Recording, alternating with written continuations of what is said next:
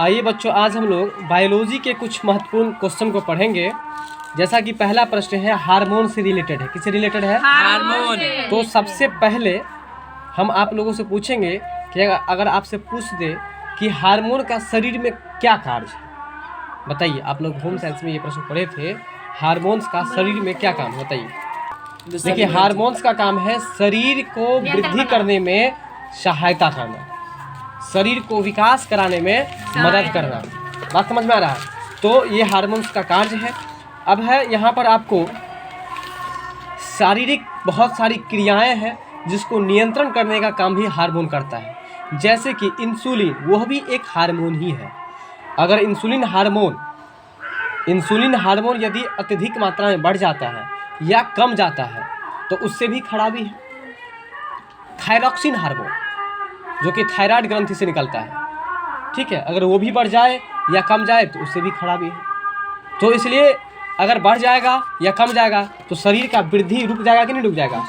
इसलिए वो अगर आपसे पूछे कि हार्मोन का क्या काम है तो बोलेगा कि शारीरिक वृद्धि करने में सहायक या शरीर को वृद्धि करने में मदद करना, यह हार्मोन्स का काम है, ठीक है। अब अगर बात करें हम, जैसे महिलाओं को कभी कभी क्या होता है, या भैंस को ले लीजिए कि उसको दूध नहीं होता रहता है, ठीक है, तो वो किसकी कमी है? हार्मोन्स की कमी है। हम लोग दवा खाते हैं, वो हार्मोन क्या होता है, ये वो ग्रंथि एक्टिव होता है, फिर वो हार्मोन निकलने लगता है और जिसके कारण से दूध भी होने लगता है, ठीक है। तो अब चलते हैं अगले प्रश्न पर। हार्मोन शरीर में एक स्थान से दूसरे स्थान पर ले जाते हैं आपको लाल रक्त कोशिकाओं के द्वारा। कहता है कि हार्मोन शरीर में एक स्थान से दूसरे स्थान पर जाते हैं, मतलब हार्मोन एक स्थान से दूसरे स्थान पर जो जाते हैं वो किसके माध्यम से जाते हैं भाई? लाल रक्त कोशिकाओं के माध्यम से। इस प्रश्न को आपको याद रखना पड़ेगा। ये प्रश्न समझे कि नहीं पहले आप लोग ये बता दिए। आप लोग का प्रश्न आता है कि सर जी घर पे रटते हैं लेकिन भूल जाते हैं। भाई साइंस को साइंस से पढ़िए, समझ के पढ़िए। अभी जो हम प्रश्न बताए ये आप लोग समझे कि नहीं समझे? क्या समझे? प्रश्न बताइए। हार्मोन जो एक स्थान से दूसरे स्थान पर जाता है किस? बिल्कुल, अभी आप एक स्थान से दूसरे स्थान पर जाते हैं, बाइसिकल, मोटरसाइकिल, स्कूटर के माध्यम से जाते हैं, ठीक उसी तरह से अंदर में आपके शरीर के अंदर में जो हार्मोन्स है वो एक स्थान से दूसरे स्थान पर किस माध्यम से जाते हैं? वो जाते हैं लाल रक्त कोशिकाओं के माध्यम से। और लाल रक्त कोशिकाओं को अंग्रेजी में कहें तो आरबीसी कहते हैं, जिसका full form red blood cells होता है। अब अगला प्रश्न है निषेचित अंडाणु के इम्प्लांटेशन। निषेचित अंडाणु के इम्प्लांटेशन के लिए गर्भाशय तैयार करता है, ठीक है। तो गर्भाशय जो तैयार करता है आपको प्रोजेस्टेरोन कहता है कि निषेचित अंडाणु के इम्प्लांटेशन के लिए गर्भाशय जो तैयार करता है वो कौन तैयार करता है? तो प्रोजेस्टेरोन तैयार करता है। फिर भी इस प्रश्न को आप लोग छोड़ दीजिए, इसमें कुछ अधूरा है। अगला प्रश्न है कि पिट्यूटरी ग्रंथि के हार्मोन कौन से हैं? मतलब पिट्यूटरी ग्रंथि के माध्यम से आपको कौन कौन सा हार्मोन निकलता है? प्रश्न समझे कि नहीं समझे? ऐसे ही याद कीजिए घर पर। पिट्यूटरी क्या है? तो पिट्यूटरी एक ग्रंथि है और इससे कौन कौन सा हार्मोन निकलता है ये पूछ रहा है ना।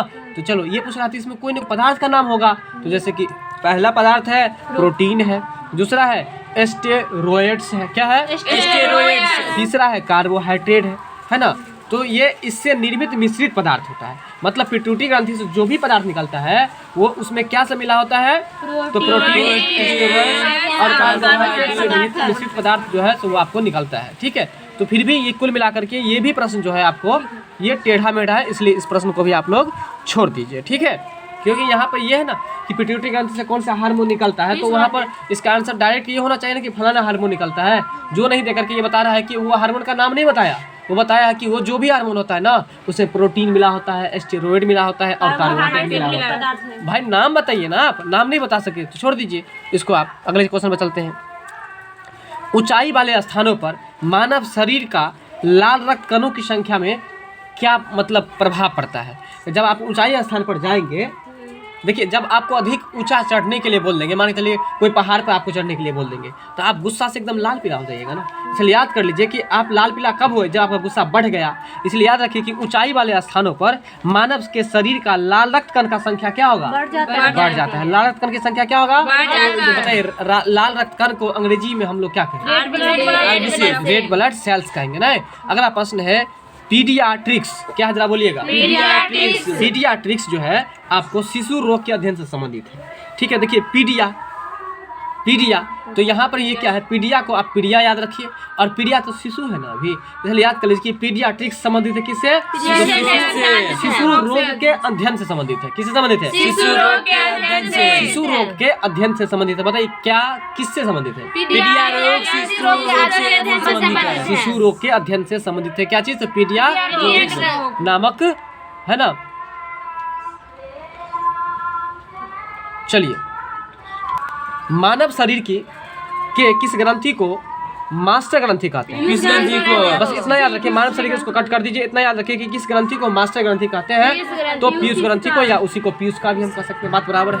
तो बताइए किस ग्रंथि को मास्टर ग्रंथि हम लोग कहेंगे, पीयूष ग्रंथि को, पीयूष ग्रंथि को कहेंगे।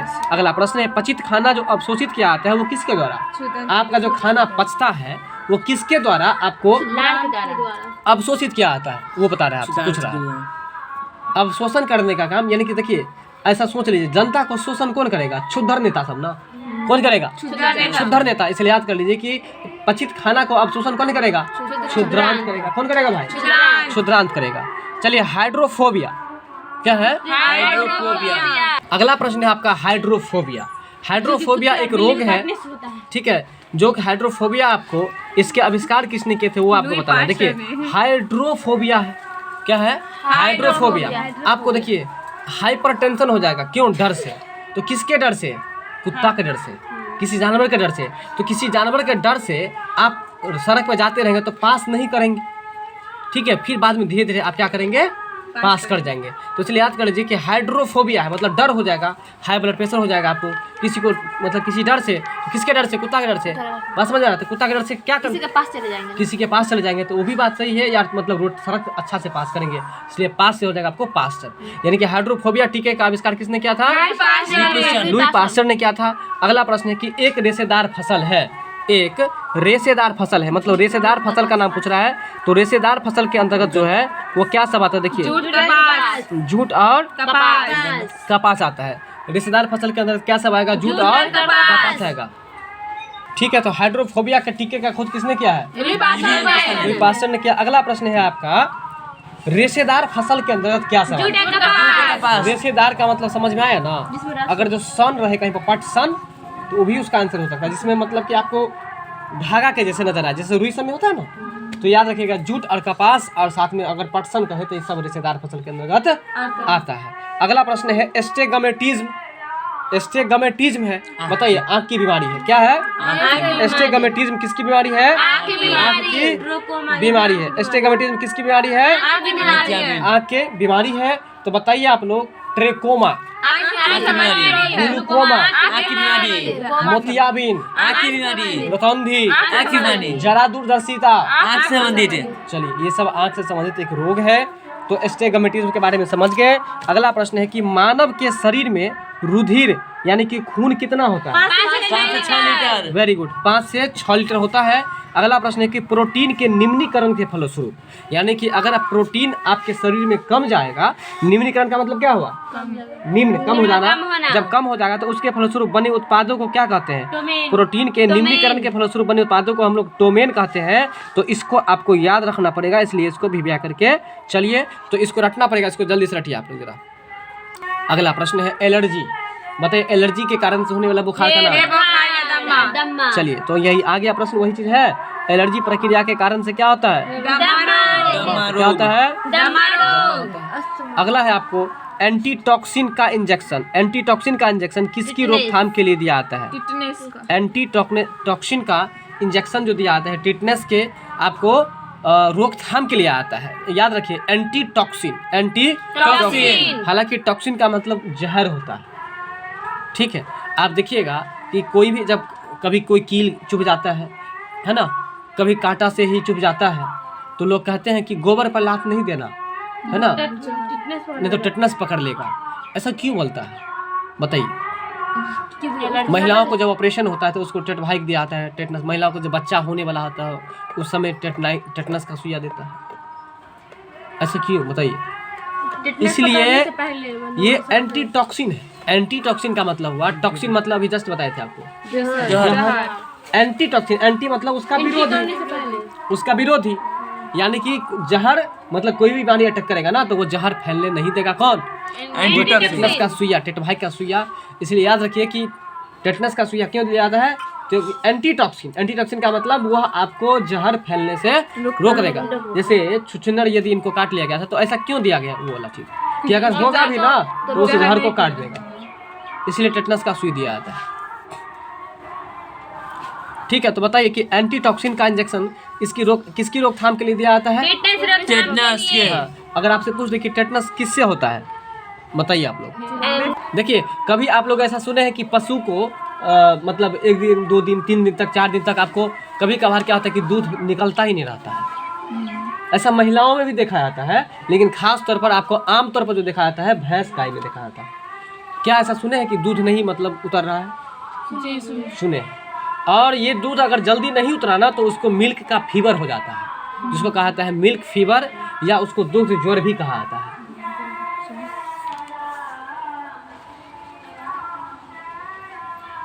बताइए, पशुओं में मिल्क फीवर की जो बीमारी होती है किसकी कमी के कारण से? हम आपको बताए थे। कभी भी देखिए कि गांव घर में जब गाय या भैंस को दूध नहीं होता है तो उसको कैल्शियम दिया जाता है। हाँ, हमरा गाय के भी चले। बात समझ में आ रहा है? हम पहले बता दिए ना कि दूध नहीं उतरता रहता है, चाहे वो महिलाओं को हो चाहे गाय भैंस को हो, तो दूध नहीं उतरता है तो फिर उसको दबा देता दूध उतरता है। और ये दूध अगर रुक गया तो समझिए उसको मिल्क फीवर होना जरूरी। तो दूध क्यों नहीं होता है? क्योंकि उसको किसकी कमी होती है? और इसीलिए डॉक्टर उसको क्या देता है? ये तो कंफर्म हो गया आप लोग। तो बताइए कि मिल्क फीवर जो होता है किसकी कमी के कारण से? कैल्शियम का संकेत क्या होता है? तो टेटनस बीमारी जो होता है वो क्या चीज से होता है? जीवाणु से। जीवाणु से होता है। इसका कॉन्सेप्ट जाते समय आप लोग ले लीजिएगा, बता देंगे। ठीक है, तो अगला प्रश्न है कि अंग जहाँ पर पाचन, देखिए अंग जहाँ पर पाचन श्वसन मार्ग एक दूसरे को अतिक्रमण करते हैं। देखिए क्या है, ऐसा अंग जहाँ पर पाचन और श्वसन मार्ग एक दूसरे को क्या करते हैं? अतिक्रमण करते हैं, तो वह कहाँ पर? ये प्रश्न को छोड़ दीजिए, अधूरा है। ठीक है, अगला प्रश्न है पुरुषों के बंध्याकरण। अब देखिए आप लोग को एक चीज़ पता होगा, गांव घर में एक ही चीज़ जानता है कि महिलाओं को ऑपरेशन कराना, जिसके कारण से बच्चा पर नियंत्रण हो सके। लेकिन क्या आपको पता है कि पुरुष का भी नसबंदी होता है? पता है आप लोगों को? तो वही बात बता रहा है कि पुरुषों, क्या आपको पता है आपका भी नसबंदी हो सकता है? ठीक है, तो पुरुषों के बंध्याकरण वही है। पुरुषों के बंध्याकरण को क्या कहते हैं? तो अगर ये बंध्याकरण करवाएंगे, जैसे कि महिला का जो बंध्याकरण होता है तो उसको हम लोग क्या बोलते हैं? परिवार नियोजन। क्या बोलते हैं? परिवार नियोजन। अगर इनका बंध्याकरण होगा तो उसको हम लोग कहेंगे वैसे सेक्टोमी। बोलिए सेक्टोमी। ठीक है, सेक्टोमी। तो ये आपको किसको कहेंगे बताइए? पुरुषों के बंध्याकरण को क्या कहेंगे? वेसेक्टोमी। ठीक है, अगला प्रश्न है कौन सा उदाहरण उस पौधे का है जिसमें बीज होता है लेकिन फल नहीं होता? बताइए। कपास बीज होता है लेकिन फल नहीं होता है, बिल्कुल सही है। तो ये कपास का जो पौधा है, बीज होता है, हाँ बीज होता है लेकिन फल नहीं होता है कपास के पौधा में। चलिए, अब आपका अगला प्रश्न है मानव के शरीर में वृक्क किस तंत्र का भाग है? बताइए। उत्सर्जन। वृक्क किस तंत्र का भाग है भाई? तो वृक्क के माध्यम से, वृक्क का अंग्रेजी क्या होता है? किडनी होता है। क्या होता है?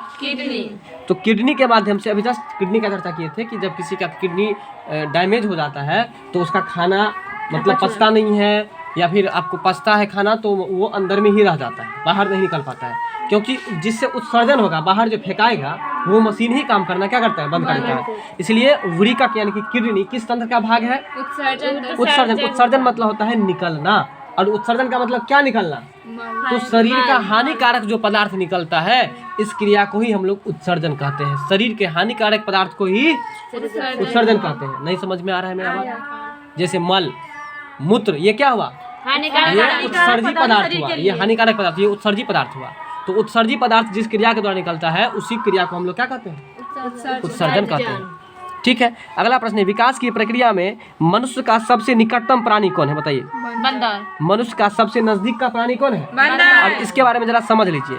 सबसे पहले जो मानव जो बना है, अभी जो आप हम बने हैं, वो सबसे पहले जो था वो किस रूप में था? बंदर के रूप में। ये बात आप लोगों को पता है कि नहीं पता है? जी। पहले बंदर थे हम लोग। हमारा पूर्वज जो था, हमारा जो पूर्वज था वो बंदर थे। सर तो पूरे शरीर में बाल हो जाता है। जो भी हो, हाँ था, तो अभी भी बाल होता है। अभी है ना। लेकिन हमारा जो पूर्वज था वो सच्चे बंदर था, हाँ। और बंदर से ही फिर उसका विकास हुआ। एक पीढ़ी से जब दूसरा पीढ़ी में हस्तांतरण हुआ तो थोड़ा सा आदमी का रूप आया। फिर उसके माध्यम से जब दूसरा वंश बढ़ा, फिर थोड़ा बदलाव हुआ। तो सर इसलिए उसके बाद फिर बदलाव हुआ। ये बदलाव होते होते हम लोग का रूप इस तरह का भी हो गया। इसीलिए रामायण महाभारत में जो बंदर की भूमिका है आदमी के तौर पर, वही उसी कारण से, मतलब हम लोग किसके पूर्वज हैं? बंदर। चाहे हिंदू हो या मुसलमान हो, सब बंदर का ही पूर्वज है। तो हम लोग ने ठीक है। तो विकास की प्रक्रिया में कहने का मतलब इसका आप लोग को हम ये इमेज के साथ भी आपको वर्णन करेंगे, बताएंगे बाद में। ये पहले हम लोग जो पूर्वज थे वो किन के पूर्वज थे? बंदर के पूर्वज थे। तो जरा प्रश्न पर ध्यान दीजिए कि विकास की प्रक्रिया में मनुष्य का सबसे निकटतम प्राणी, मतलब आपके सबसे नजदीक का प्राणी कौन सा है? मतलब आपके जैसे सेम टू सेम लगेगा कौन? तो बंदर, जिसका अंग्रेजी क्या होता है? मंकी होता है। क्या होता है? बंदर का पर्यायवाची बताइए आप लोग। बंदर का कपी, कपी है ना। ये सब बंदर का पर्यायवाची है। ठीक है। तो मनुष्य का सबसे निकटतम प्राणी बताइएगा भाई। मानव। चलिए, तो यहाँ तक समझ में आ गया ना आप लोगों को। अगला प्रश्न है, मानव शरीर में वसा और अपशिष्ट पदार्थ, जस्ट अभी चर्चा किए हैं। वसा और अपशिष्ट मतलब बेकार का पदार्थ। गुर्दा का। तो बताइए, अपशिष्ट बेकार का पदार्थ निकालने का कौन काम करेगा? अभी जस्ट बताया ना, बुरिका यानी कि किडनी मतलब गुर्दा भी होता है, वृक्क भी कह सकते हैं। तो मानव शरीर में वसा या अपशिष्ट पदार्थों का निष्कासन मतलब क्या हुआ? निकासी, निकलना। तो ये अपशिष्ट पदार्थ अर्थात वसा और अपशिष्ट पदार्थ जो निकलता है वो किसके द्वारा निकलता है भाई? यानी कि किडनी के द्वारा। यहाँ तक समझ में आया। चलिए अगला प्रश्न है आपका, प्लेग नामक जो बीमारी है, प्लेग बीमारी किससे होता है? जीवाणु से। बताइए, प्लेग बीमारी किससे होगा? जीवाणु से। देखिए प्लेग लिखा हुआ है, जरा वर्ड पर ध्यान दीजिए, जरा ध्यान दीजिए। प्लेग में लेग लगा हुआ है ना, तो लेग किसको होगा? लेग मतलब पैर। लेग मतलब पैर। तो पैर किसको होगा? जीवे को न होगा। इसलिए प्लेग जो है एक बीमारी है जिसके कारण किसके कारण होता है? जीवाणु के कारण से। अब बताएंगे आप लोग कि आलू क्या है? आलू का कौन सा भाग खाते हैं? प्याज का कौन सा भाग खाते हैं आप? बहुत अच्छा। कृत्रिम ढंग से मोती की प्राप्ति सीपों को पालकर किस विधि से प्राप्त की जाती है? सीप समझते हैं? सीप मतलब होता है आपको खुरचन। सीप मतलब क्या आता है? खुरचन। तो उस खुरचन से मोती की प्राप्ति की जा सकती है। तो वो कहता है कि कृत्रिम ढंग से अगर मोती को प्राप्त करना चाहते हैं तो सीपों को पालकर, मतलब खुरचन को पालकर, खुरचन भी पाला जाता है। खुरचन आप लोग खाए हैं? खुरचन मतलब समझिए डोका घोंगा। अरे भाई, डोका घोंगा नहीं, डोका घोंगा के जैसे उसको हटा के तब खाया जाता है। हाँ, ठीक है। तो वो जो खुरचन है, तो वो खुरचन कहता है कि किस विधि से प्राप्त की जाती है? तो पर्ल कल्चर द्वारा। किसके द्वारा? कृत्रिम ढंग से अगर मोती प्राप्त करना चाहते हैं तो सीपों को पाल कर किस विधि से निकाला जाता है? पर्ल। देखिए, पालेंगे तो पर्ल। ठीक है। तो कल्चर मतलब तो समझते हैं संस्कृति होता है। ठीक है। तो पर्ल कल्चर के द्वारा हम लोग उस सीप से क्या निकाल सकते हैं? मोती निकाल सकते हैं। यहाँ तक प्रश्न समझ में आया कि नहीं? देखिए, नींद का अध्ययन हिप्नोलॉजी। नींद का अध्ययन। देखिए, जो हिप्पी निकालेगा ज्यादा इधर उधर जो घूमेगा तो नींद एवे करेगा ना। ठीक है। क्योंकि हिप्पी जो निकाला रहेगा तो हवा लगेगा ना, हवा लगेगा तो नींद आ जाएगा। इसलिए याद कर लीजिए कि नींद के अध्ययन को क्या कहेंगे? नींद के अध्ययन को? कैंसर के अध्ययन को ऑनकोलॉजी। ठीक है। चलिए, सवाल के अध्ययन को? कवक के अध्ययन को? माइकोलॉजी। अच्छा बताइए, हृदय के अध्ययन को? कार्डियोलॉजी। चलिए, मेरुरज्जु चलिए तो नींद का ध्यान। Happology। अब बताइए मेरु रज्जु किस प्रकार का उत्तक है? देखिए मेरु और रज्जु, बोलिएगा जरा। मेरू राजू। मेरे रज्जु मतलब मेरा राजू, ऐसा सोच लीजिए। मेरे रज्जु मतलब मेरा राजू। आप लोग घर पे भी इस तरह से सोच के याद कीजिए। मेरू रज्जु मतलब मेरा राजू। मेरा राजू ना, मेरा राजू बहुत बात को रेसता है, ऐसा सोच लीजिए। मेरा राजू बात को बहुत रेसता है, यानी कि मेरू रज्जु किस प्रकार का उत्तक है भाई? तो रेसता है तो रेसेदार, रेसता है तो रेसेदार, रेसता है तो रेसेदार। मेरू रज्जु क्या है भाई? एक प्रश्न पहले बन रहा है, मेरू रज्जु क्या है? तो उत्तक है। कैसा उत्तक है? रेसेदार उत्तक है। अब अगला है लसिकानु, जिसको हम लोग लिम्फोसाइट भी कहते हैं। लसिकानु को क्या कहते हैं? फिर से बताइए। लसिकानु को क्या कहते हैं? तो लिम्फोसाइट, जो लिम्फोसाइट कोशिका पैदा करती है, यानी कि लसिकानु जो है वो आपको क्या पैदा करती है? प्रतिरक्षी। लसिकानु क्या क्या पैदा करती है? लसिकानु को अंग्रेजी में क्या कहते हैं? लिम्फोसाइट। क्या कहते हैं? बताइए लसिकानु को अंग्रेजी में क्या कहते हैं? और लिम्फोसाइट क्या पैदा करती है? लिम्फोसाइट क्या पैदा करती है? प्रतिरक्षी पैदा करती है। अगला प्रश्न है आप लोग कि हमारे शरीर में करीब कितना पानी है? बताइए कितना पानी है हमारे शरीर में? कितना पानी है? 65% है। अगला प्रश्न है नाइट्रोजन का जो स्थिरीकरण होता है, नाइट्रोजन का जो स्थिरीकरण जो होता है वो किन फसलों में होती है? दालों में। अब ये प्रश्न तो पुराना हो गया ना आप लोगों के लिए। चलिए कौन जीवाणु करता है? राइबोजियम।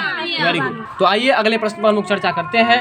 बताएंगे आप लोग की पीयूष ग्रंथि को कौन सा ग्रंथि कहते हैं? माठा ग्रंथि। ठीक है, तो याद रखिएगा कि पीयूष ग्रंथि कहे तो आपको इसको मास्टर ग्रंथि हम लोग कहते हैं। क्या कहते हैं? ठीक है, मास्टर ग्रंथि कहते हैं।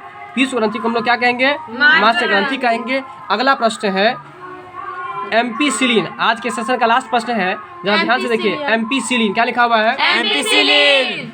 एम्पीसिलिन जो है, देखिए एक चीज बताते हैं, आप लोग को याद ही हो जाएगा। एमॉक्सिसिलिन, कोई ऐसा दवा का नाम बताइए जो आप एंटीबायोटिक का यूज करते हैं? एमॉक्सिसिलिन है ना, बुखार में। एमॉक्सिसिलिन। उसी तरह से आप सुने होंगे अफ्लोक्सासिन, है ना, सिफ्राम। इस सब दवाई पर देखिएगा लिखा रहता है, सीन करके होता है। तो एम्पीसिलिन क्या है? एंटीबायोटिक है। क्या है एंटीबायोटिक? एंटीबायोटिक का हिंदी क्या होता है? ये तो याद होगा ना, प्रतिजैविक। अरे पेनिसिलिन क्या था? प्रतिजैविक प्रथम एंटीबायोटिक है। प्रथम एंटीबायोटिक था। तो वही बात है, पेनिसिलिन है ना, और एम्पीसिलिन वो भी एक प्रतिजैविक, वो भी एक प्रतिजैविक। ठीक है, तो वो कहता है कि किस प्रकार का प्रतिजैविक है भाई? तो विस्तृत स्पेक्ट्रम प्रतिजैविक है। बताइए कैसा है? विस्तृत स्पेक्ट्रम प्रतिजैविक है। विस्तृत स्पेक्ट्रम प्रतिजैविक है। स्पेक्ट्रम, फिर से बताइए। विशिष्ट स्पेक्ट्रम प्रतिजैविक है। तो बताइए अभी किसके बारे में बात कर रहे थे हम लोग? एम्पीसिलिन। किसके बारे में बात कर रहे थे? एम्पिसिलिन। एक बार फिर से बताइए। एम्पिसिलिन। एम्पीसिलिन क्या है भाई? प्रतिजैविक कैसा है। प्रतिजैविक है? विशिष्ट स्पेक्ट्रम प्रतिजैविक है। ठीक है, विस्तृत स्पेक्ट्रम प्रतिजैविक है। आज का सेशन यही खत्म होता है। बहुत बहुत धन्यवाद। मिलते हैं हम लोग अगले वीडियो में, तब तक के लिए धन्यवाद।